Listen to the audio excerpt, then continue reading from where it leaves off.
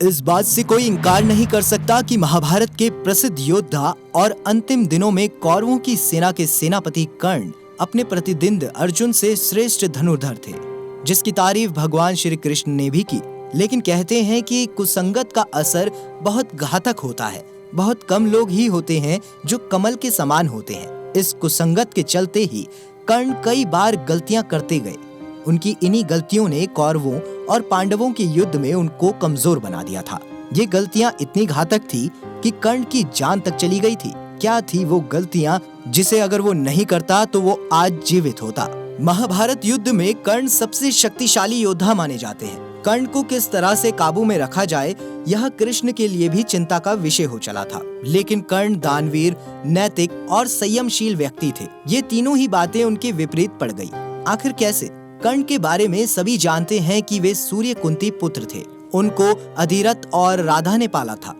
उनके गुरु परशुराम और मित्र दुर्योधन थे। हस्तिनापुर में ही कर्ण का लालन पालन हुआ था।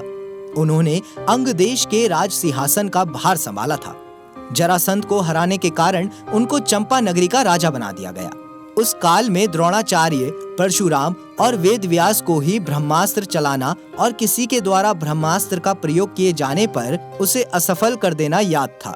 उन्होंने यह विद्या अपने कुछ खास शिष्यों को ही प्रदान की थी। उसमें भी किस तरह ब्रह्मास्त्र को असफल करना, यह कम ही शिष्यों को याद था। जब द्रोणाचार्य ने कर्ण के सूत पुत्र होने को जानकर ब्रह्मास्त्र विद्या सिखाने से इनकार कर दिया, तब वे परशुराम के पास पहुंच गए। परशुराम ने प्रण लिया कि वो इस विद्या को किसी ब्राह्मण को ही सिखाएंगे, क्योंकि इस विद्या के दुरुपयोग का खतरा बढ़ गया था।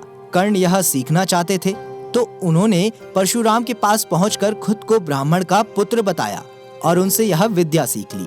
परशुराम ने ब्रह्मास्त्र के अलावा कर्ण को अन्य सभी अस्त्र शस्त्रों की शिक्षा दी थी।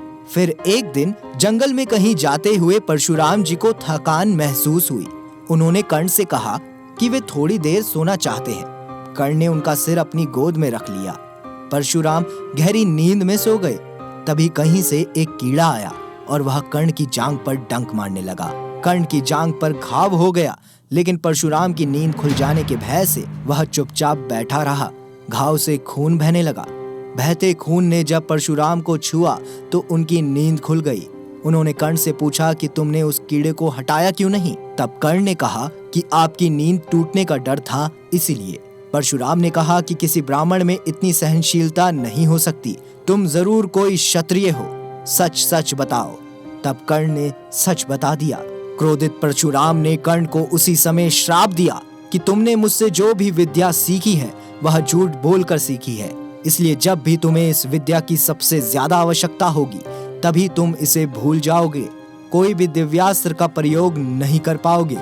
लेकिन अब सवाल यह उठता है कि यदि वह झूठ नहीं बोलते तो सच बताकर क्या परशुराम उसे विद्या सिखाते? नहीं सिखाते। तब वे किसे सिखाते? निश्चित ही यह भूल थी, लेकिन भूल नहीं भी थी। अब यह कथा कितनी सच है, इस पर तो शोध होना चाहिए, क्योंकि यह लोक कथा पर आधारित है। माना जाता है कि युद्ध के दौरान कर्ण के तूणीर में कहीं से एक बहुत ही जहरीला सर्प आकर बैठ गया। तूणीर अर्थात जहां तीर रखते हैं, यह पीछे पीठ पर बंधी होती है। कर्ण ने जब एक तीर निकालना चाहा तो तीर की जगह यह सर्प उनके हाथ में आ गया। कर्ण ने पूछा, तुम कौन हो और यहाँ कहाँ से आ गए? तब सर्प ने कहा, हे दानवीर कर्ण, मैं अर्जुन से बदला लेने के लिए आपके तूणीर में जा बैठा। कर्ण ने पूछा, क्यों? इस पर सर्प ने कहा, राजन, एक बार अर्जुन ने खांडव वन में आग लगा दी थी। उस आग में मेरी माता जलकर मर गई थी। तभी से मेरे मन में अर्जुन के प्रति विद्रोह है। मैं उससे प्रतिशोध लेने का अवसर देख रहा था। वह अवसर मुझे आज मिला है। कुछ देर रुककर सर्प फिर बोला, आप मुझे तीर के स्थान पर चला दें, मैं सीधा अर्जुन को जाकर डस लूंगा और कुछ ही क्षणों में उसके प्राण पखेरु उड़ जाएंगे।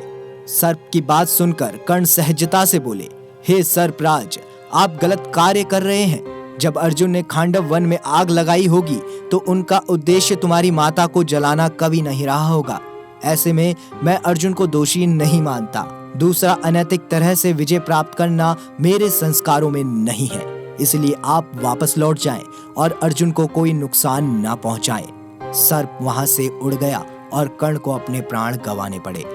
मित्रों, आपको बता दें कि कर्ण की मृत्यु तब क्यों हुई थी जब वह असहाय था, यानी रेत में दबे रथ के पहिए को निकाल रहा था।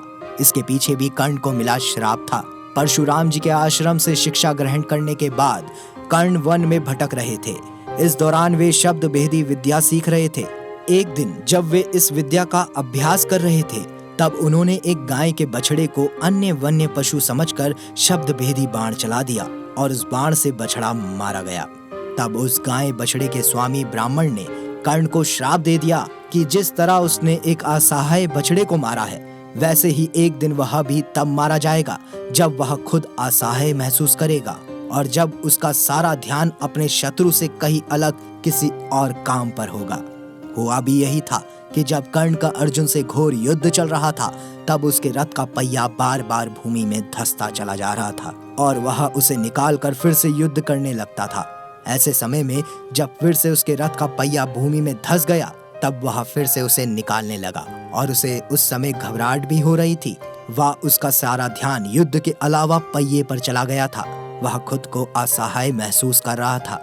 ऐसे मौके का लाभ उठाकर अर्जुन ने कर्ण को मार दिया।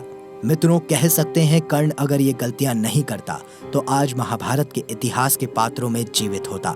अगर आपको हमारी ये जानकारी अच्छी लगी हो तो वीडियो को लाइक करें, शेयर करें और कमेंट बॉक्स में जय श्री राम जरूर लिखें।